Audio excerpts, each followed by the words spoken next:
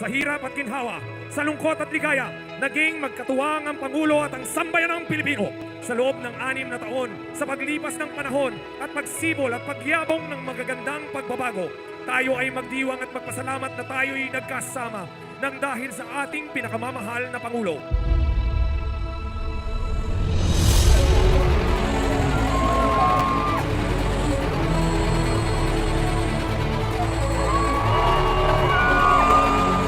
Sa loob ng 6 na taon, magpasalamat tayo sa Panginoong lumikha.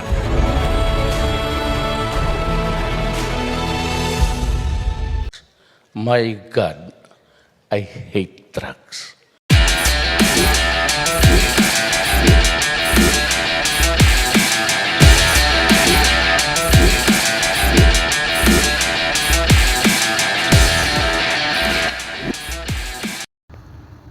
Hello everyone, welcome po tayo guys sa aking YouTube channel.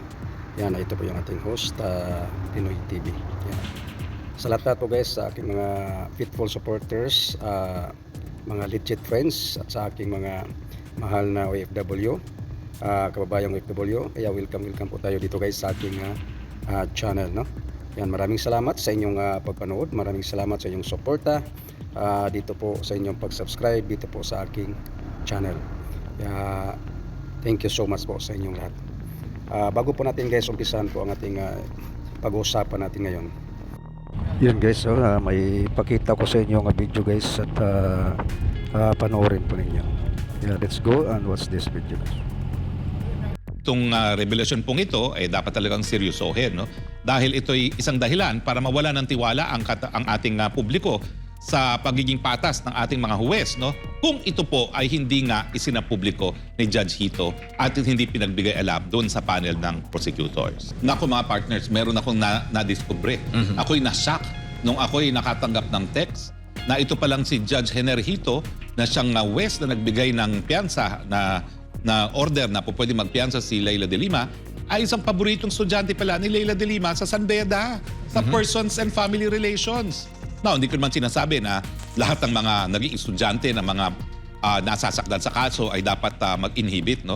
Pero sa akin lang, sinabi ba niya sa prosecution yung kanyang relasyon kay Leila de Lima? Kasi ibang klase yung kapag siya ay naging estudyante, no? Meron na yan talagang parang moral ascendancy. Tayo naman kasi 20 anyos na tayo nagtuturo, no? Kahit papaano, kahit matatanda na yung mga estudyante ko, no? Sila nga, yung isang estudyante ko ngayon, yung kauna-unang estudyante na tinuruan ko, parang 25 years na silang nag-graduate sa College of Law, no?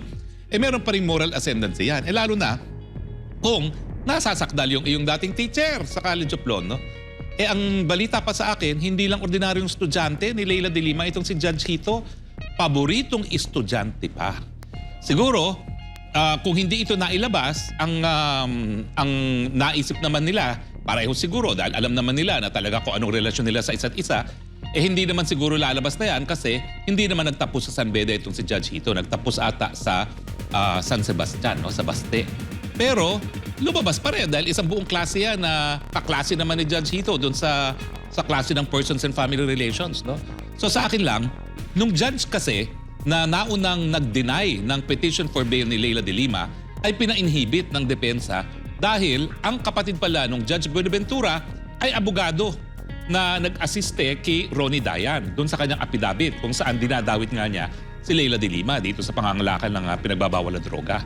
Bakit pagdating naman sa isang judge na pumabor kay Leila de Lima, hindi na ilabas yung katotohanan na mag-teacher at estudyante pala sila?